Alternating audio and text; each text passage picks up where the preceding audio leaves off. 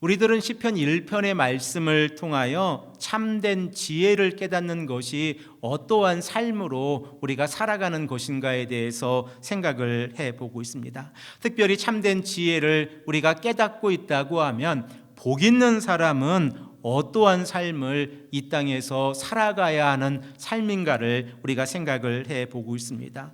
이 시인은 시편 1편의 말씀을 통하여 복 있는 사람은 여호와의 율법을 즐거워하여서 그 율법을 주야로 묵상함으로 인하여 그의 삶 가운데에서 하나님의 놀라운 역사가 나타난다고 우리에게 말씀을 하고 있습니다. 특별히 복 있는 사람이 하나님의 말씀을 가까이 하는 삶을 살아간다고 하면 그 말씀을 가까이 하였을 때에 인간의 연약함을 깨닫게 되어지고, 그리고 실패와 회복이 반복되어지는 이 과정을 통하여 하나님을 찾아가는 방법을 깨닫게 되어지는 것입니다. 그리고 우리들의 마음속 깊은 곳에서 하나님의 살아계심을 우리의 입술 가운데에서 고백하고, 그리고 하나님을 찾는 신앙의 고백 가운데에서 우리가 살아감을 우리는 다시 한번 고백을 하게 되었습니다. 그러므로 시편 1편의 말씀은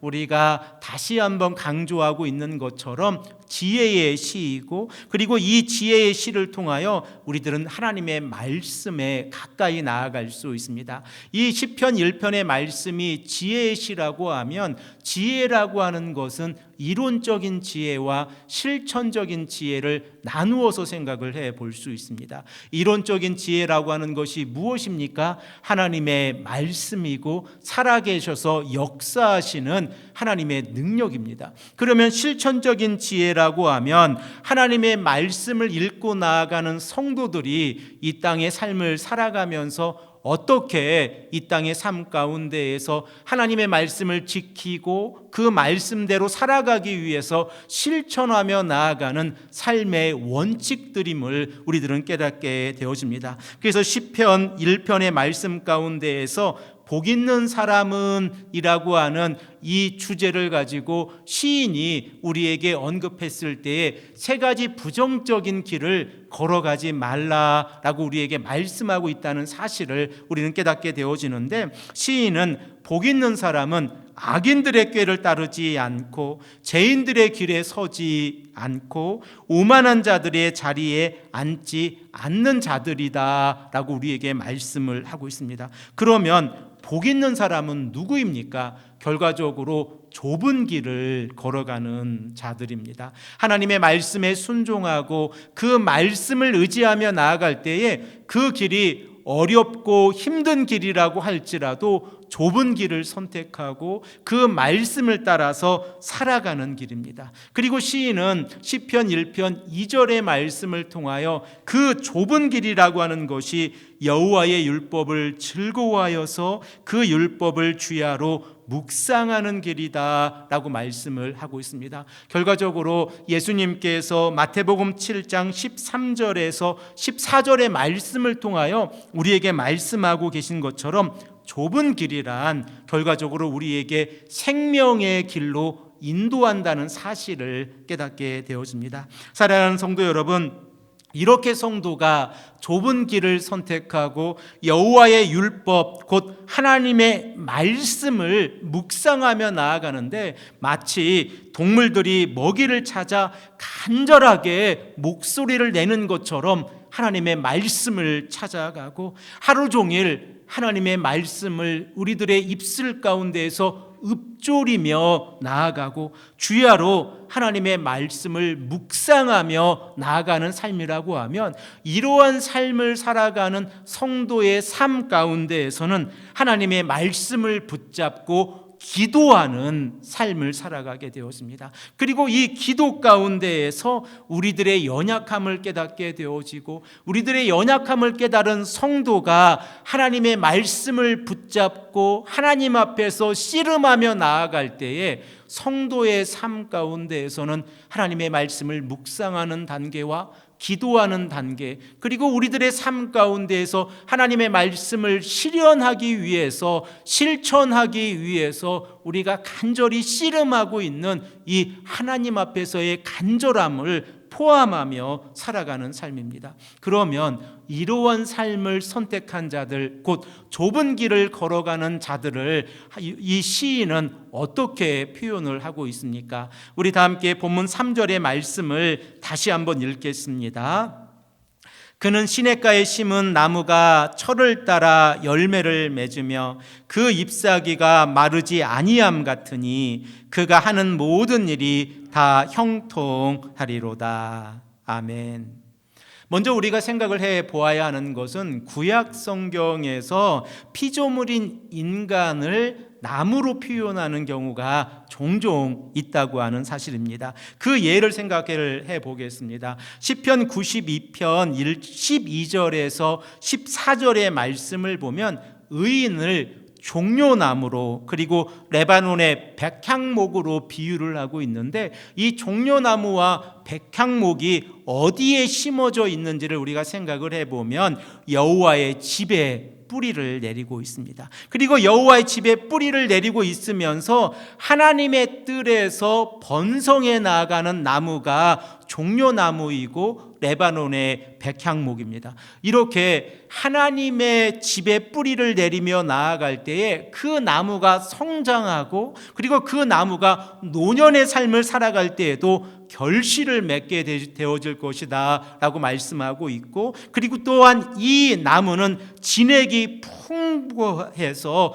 푸른 빛을 지속적으로 내고 있을 것이다 라고 우리에게 말씀을 하고 있습니다. 그러면 우리가 시편 1편 3절의 말씀에서 복 있는 사람, 곧 하나님의 말씀을 주야로 묵상하는 자가 시냇가에 심은 나무와 같은 삶을 살아간다고 하면, 이 말씀을 우리가 생각을 해보면 복 있는 자는 여호와의 집 안에서 살아가는 자이고 하나님의 말씀에 깊이 있게 뿌리를 내리고 살아가는 자들입니다. 이러한 삶을 살아가시기를 간절히 축복합니다. 아멘. 시인이 시편 1편 3절의 말씀에서 시냇가에 심은 나무가 철을 따라 열매를 맺는다고 말씀을 하고 있는데, 이 말씀은 예레미야 17장 5절에서 8절의 말씀을 인용해서 사용을 하고 있는 말씀입니다. 예레미야 17장 5절에서 8절의 말씀을 보면 예레미야 선지자는 하나님의 메시지를 전하면서 두 가지 인생을 우리들에게 소개하고 있습니다. 그 첫 번째 인생이 인생을 의지하면서 살아가는 삶이고, 두 번째 인생이 하나님을 의지하면서 살아가는 삶입니다. 사랑하는 성도 여러분, 우리들은 무엇을 의지하고 살아가고 있습니까? 이사야 선지자가 너희는 인생을 의지하지 말라라고 우리에게 말씀하고 계신데, 인생을 의지하지 아니하고 하나님을 의지하며 살아간다고 하면 하나님께서 그 삶을 책임져 주시고 그 모든 삶 가운데서 인도해 주시겠지만, 인생을 의지하는 삶은 그 삶 가운데에서 비록 겉모양으로 나타날 때는 아름다워 보일지라도 그 삶의 내면을 우리가 바라보면 그 삶은 심판받는 삶이라는 것을 우리가 깨닫게 되어집니다. 예레미야 선지자도 동일하게 말씀을 하고 있는데, 인생을 의지하는 사람이 사람을 믿고 하나님을 떠나서 살아간다고 하면 그들은 심판을 받게 될 것이고 마치 그들의 삶은 사막의 떨기나무 같을 것이다 라고 말씀을 하고 있습니다. 그러나 이와 반대로 여호와를 의지하며 여호와를 신뢰하는 삶을 살아간다고 하면 물가에 심어진 나무와 같을 것이다 라고 말씀을 하고 있는데, 우리 다 함께 이 말씀을 한 목소리로 읽겠습니다. 예레미야 17장 5절에서 8절의 말씀입니다. 여호와께서 이와 같이 말씀하시니라. 무릇 사람을 믿으며 육신으로 그의 힘을 삼고 마음이 여호와께서 떠난 그 사람은 저주를 받을 것이라. 그는 사막의 떨기나무 같아서 좋은 일이 오는 것을 보지 못하고 광야 간조한 곳 건건한 땅 사람이 살지 않는 땅에 살리라. 그러나 무릇 여호와를 의지하여 여호와를 의뢰하는 그 사람은 복을 받을 것이라. 그는 물가에 심어진 나무가 그 뿌리를 강변에 뻗치고 더위가 올지라도 두려워하지 아니하며 그 잎이 청청하며 가무는 해에도 걱정이 없고 결실이 그치지 아니함 같으니라. 아멘. 우리들이 예레미야 17장 5절에서 8절의 말씀을 통하여 우리가 이 땅을 살아가면서 인생을 의지하는 삶이 아니라 하나님을 의지하는 삶을 살아간다고 하면 그 삶 가운데에서는 더위를 두려워하지 아니하고 가뭄의 걱정이 없고 열매를 맺는 삶을 살아간다고 하는 사실을 깨닫게 되어집니다. 그리고 오늘 본문 말씀 시편 1편에서 시인은 예레미야 17장 5절에서 8절의 말씀을 배경으로 해서 우리에게 복 있는 사람, 이 복 있는 사람의 삶은 시냇가에 심은 나무와 같은 삶이다 라고 말씀을 하고 있습니다. 그러면 시냇가라고 하는 것을 우리가 어떻게 정의를 해볼 수 있습니까? 복 있는 사람이 시냇가에 심은 나무와 같은 삶이라고 하면 이 시냇가는 여호와의 율법으로서 하나님의 말씀이라고 하는 것을 우리는 깨닫게 되어집니다. 우리가 이 땅을 살아가면서 하나님의 말씀에 깊이 있게 뿌리를 내리고 그 말씀을 날마다 묵상하고 읊조리고 동물이 먹이를 찾아 간절히 자신의 목소리를 내는 것처럼 하나님의 말씀을 찾아 하나님께 나아가는 삶을 살아가고 있다고 하면 하나님께서 이러한 삶을 책임져 주시겠다라고 말씀을 하고 있는 것입니다. 특별히 우리가 본문 3절의 말씀에서 주목해야 하는 단어가 있는데 바로 시냇가라고 하는 단어입니다. 우리들이 시냇가라고 생각을 하면 개울을 생각할 수 있습니다. 우리가 어릴 적의 삶을 생각을 해보면 우리들의 어릴 적 삶 가운데에서 개울 주변에 나무들이 있고 그리고 그 나무들은 사시사철 늘 충분한 수분을 공급받고 있기 때문에 그 잎이 푸르다고 하는 사실을 알고 있습니다. 그러면 오늘 본문 말씀에서 사용을 하고 있는 이 시냇가라고 하는 이 히브리어 명사는 어떠한 의미를 가지고 있는 단어입니까? 시인은 이 시냇가라고 하는 이 히브리어 명세 페레그라고 하는 이 단어를 사용을 하면서 일반적으로 냇가를 흐르고 있는 그런 시냇가의 의미를 사용하고 있는 것이 아니라 이 자신들의 삶 가운데서 경험을 통하여 깨달은 단어를 바로 시편 1편 3절 말씀에 기록을 하고 있는데 그 의미를 생각을 해보면 이스라엘의 백성들이 바벨론의 포로 생활을 하면서 그들이 깨달은 것이 하나 있는데 그 바벨론의 사람들이 유프라테스 강에 운하를 끌어다가 물가를 만들고 그리고 이 물을 이용해서 농사를 짓는 모습을 보게 되어졌습니다. 그리고 이 농사를 짓는 모습을 보면서 그 바벨론 사람들이 사용했던 이 시냇가라고 하는 이 페레그라고 하는 단어를 동일하게 사용을 하고 있습니다. 그러므로 오늘 본문 말씀에 기록이 되어져 있는 시냇가란 그 어떠한 자연재해가 발생한다고 할지라도 사시사철 물이 마르지 아니하는 시냇가를 의미하고 있습니다. 그리고 시인이 복 있는 사람이 마치 이 시냇가에 심은 나무와 같다고 하면 이 시냇가에 심은 나무는 그 어떠한 어려움 가운데에서도 수분의 공급을 받지 못하는 일이 없다고 하는 사실을 깨닫게 되어집니다. 그리고 여호와의 율법을 통하여 이 나무가 뿌리를 깊이 내리고 생수와 영양분을 공급받는다고 하면 이 나무는 어떻게 되겠습니까? 많은 열매를 맺게 될 것이라고 하는 사실을 우리는 깨닫게 되어집니다.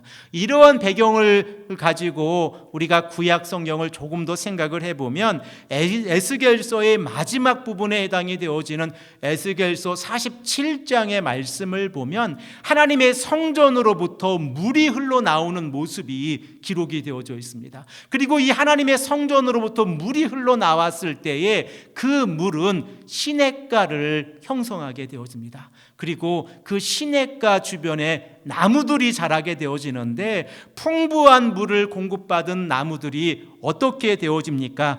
각종 좋은 열매들을 맺게 되어지는 것을 우리는 깨닫게 되어지는데, 우리 다 함께 에스겔서 47장 12절의 말씀을 우리 다 함께 읽겠습니다. 강 좌우가에는 각종 먹을 과실나무가 자라서 그 잎이 시들지 아니하며 열매가 끊이지 아니하고 달마다 새 열매를 맺으리니 그 물이 성소를 통하여 나옴이라. 그 열매는 먹을 만하고 그 잎사귀는 약재료가 되리라. 아멘. 사랑하는 성도 여러분, 하나님의 성전으로부터 물이 흘러나와서 시냇가를 형성하고 그 시냇가에 나무들이 자랐을 때에 그 나무들은 달마다 새로운 열매를 맺는 이러한 역사가 일어나고 있다는 사실을 깨닫게 되었습니다. 그리고 우리들도 이러한 삶을 우리들의 삶 가운데에서 살아가기를 간절히 소망하고 있습니다. 이렇게 시인이 하나님의 말씀에 순종하고 그 말씀대로 살아간다고 하면, 이러한 삶은 날마다 하나님의 말씀을 묵상하고 기도하며 말씀을 붙잡고 씨름하는 이러한 삶인 것을 우리는 깨닫게 되어집니다. 그리고 시인이 우리에게 말씀하고 있는 그 내용을 다시 한번 보십시오. 하나님의 말씀 가운데 살아가자 그 삶이 형통하게 될 것이다 라고 말씀을 하고 있습니다. 이 형통의 복이 우리들의 삶 가운데서도 늘 넘쳐나기를 간절히 축복합니다.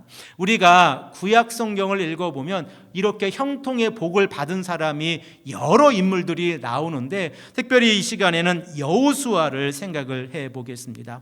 여호수아가 모세의 죽음 이후에 얼마나 마음이 두렵고 떨렸겠습니까? 모세라고 하는 하나님의 종이 하나님의 부르심을 받고 난 이후에 여호수아는 이스라엘의 백성들을 데리고 이제 가나안 땅에 들어가야 하는 그 상황입니다. 그리고 그는 젊은 나이였고 비록 하나님을 의지하고 있었지만 많은 경험을 가지고 있지 않았기 때문에 많은 걱정과 두려움이 있었을 것입니다. 그러나 하나님께서 여호수아에게 말씀하시고 계신 내용을 생각을 해 보십시오. 여호수아 1장 8절의 말씀을 우리 다 함께 읽겠습니다.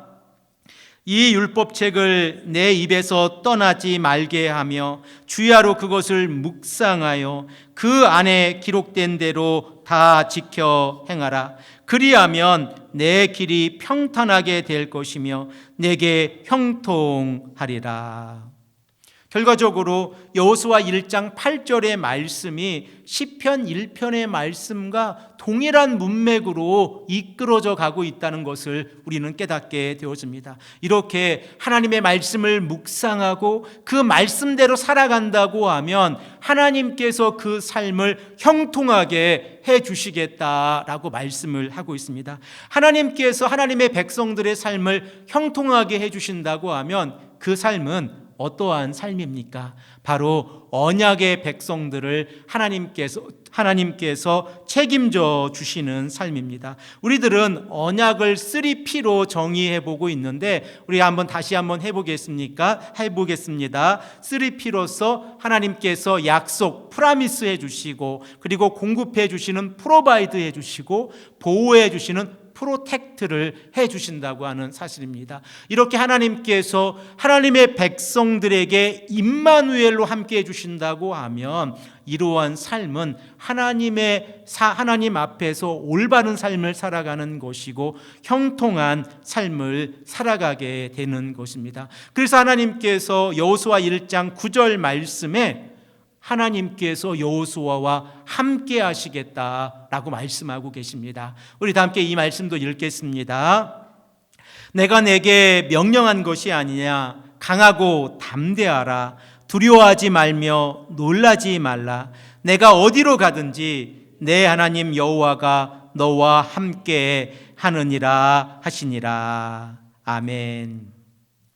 임마누엘의 복이 우리들의 삶 가운데에서도 늘 함께 하시기를 축복합니다. 그런데 우리가 임마누엘이라고 하는 단어를 생각했을 때에 한 가지 꼭 생각하고 넘어가야 하는 것이 있는데, 임마누엘이라고 하는 이 역사가 우리들의 삶 가운데에서 일어날 때에 우리들의 삶 가운데에서 하나님이 함께 하신다고 하면 악인들의 모든 존재들이 우리들의 삶으로부터 멀어져 간다고 생각을 합니다. 그리고 하나님께서 우리들의 삶을 의인들의 삶 가운데에서 보호해 주시겠다라고 생각을 하고 있는데, 이렇게 생각을 하기보다 세상의 어려움과 고통이 다가온다고 할지라도 하나님께서 임마누엘로 역사해 주시면 그 삶을 형통하게 해 주신다고 하는 사실로 우리가 생각을 하고 그리고 믿고 나아가야 합니다. 그 예를 한번 들어보겠습니다. 우리들은 이삭이라고 하는 인물을 너무나 잘 알고 있습니다. 이 이삭이 아브라함, 자신의 아버지 아브라함 때와 같이 흉년을 경험하게 되어졌습니다. 그때에 이 이삭은 그랄 땅에 가게 되어졌는데, 그랄 땅에서 곡식을 구하려고 했을 때에 이삭은 애굽 땅에 가면 더 많은 곡식이 있다고 하는 사실을 알고 애굽 땅으로 내려가려고 했습니다. 그때 하나님께서 이삭에게 나타나셔서 하시는 말씀이 애굽 땅에 내려가지 말라, 그리고 이 그랄 땅에 머물라는 것입니다. 그러면 하나님께서 함께 해 주시겠다, 내가 너와 함께 하시겠다라고 약속하십니다. 그러자 이삭이 하나님의 말씀에 순종하게 되어지고 그랄 땅에서 농사를 짓게 되어지는데, 어떠한 일이 일어났습니까? 그랄 땅에서 이삭이 농사를 짓자 100배의 열매를 맺게 되어졌다라고 성경은 우리에게 말씀을 하고 있습니다. 이로 인하여 그랄 땅에 있는 블레셋 왕 아비멜렉이 이 이삭을 시기하게 되어집니다. 그래서 그랄 땅에서 살고 있던 이 이삭은 그랄 골짜기로 이제 그 거처를 옮기게 되어졌고, 그리고 이 그랄 골짜기에서 아브라함이 파놨던 그 우물을 다시 파게 되어집니다. 고대 근동의 사회 가운데에서 우물을 하나 파는 것이 얼마나 큰 일입니까? 그들은 큰 장비를 가지고 있지 않고 단지 육체적인 노동에 의해서 우물을 파게 되어졌는데, 당시의 문화 가운데에서 우물을 판다고 하는 것은 땅을 파고 들어가서 최소한 30m에서 50m의 깊이를 파야 그 땅 가운데에서 물을 찾을 수 있었던 것입니다. 그러면 30m를 파고 내려갔는데 그 땅에서 물을 얻지 못했다고 하면 그 수고가 헛되게 날아가 버리는 것입니다. 자, 이러한 상황 가운데에서 이삭이 그랄 골짜기에서 아브라함이 팠던 그 우물을 다시 파게 되어졌는데, 그 우물에서 물이 나오게 됐습니다. 그러자 그랄 땅에 살고 있는 사람들이 또 시기를 하게 되어지고 이삭의 목자들과 다투게 되어졌습니다. 그때에 이삭이 그 그랄의 백성들과 싸우지 아니하고 그 우물을 그랄의 목자들에게 주고 떠나게 되어집니다. 그리고 그 우물의 이름을 에색이라고 부르게 되어집니다. 그리고 이삭은 이 에색 우물로부터 떠나서 다른 우물을 팠는데 그 이름이 신나 우물인데, 이 그랄의 백성들이 또 시기해서 이삭의 우물을 빼앗아 버립니다. 그러자 이삭이 또 다른 곳에 가서 우물을 팠는데 그 세 번째 판 우물이 르호봇 우물입니다. 그러자 그랄 땅에 사는 사람들이 또 이삭의 우물을 빼앗아 버립니다. 그러자 이삭이 이제 부엘세바에 올라가서 하나님께 제단을 쌓고 예배를 드립니다. 그리고 그곳에서 네 번째 우물을 팠는데 우물을 또 파게 되어집니다. 이 얼마나 놀라운 역사입니까? 사람들은 한 번 하나의 우물을 인생 가운데에서 단 하나의 우물을 파기도 어려운데 이삭은 4개의 우물을 파고 있습니다. 그리고 이삭이 우물을 팔 때마다 하나님이 함께 하셔서 그 땅에서 물이 나오는 역사가 일어나게 되어졌습니다. 이러한 모습을 블레셋 왕 아비멜렉이 보고 있었습니다. 그러자 이 아비멜렉이 어떻게 하고 있습니까? 자신에게 조언을 하고 있었던 아우삿과 그리고 자신의 군대 장관 비골과 함께 이삭을 찾아가게 되었습니다. 그리고 이삭에게 이렇게 요청하는 것입니다. 우리 화친하자. 우리 서로 싸우지 말자라고 이삭에게 요청을 합니다. 지금 힘은 누가 가지고 있습니까? 블레셋 왕 아비멜렉이 가지고 있습니다. 그러면 약한 사람은 누구입니까?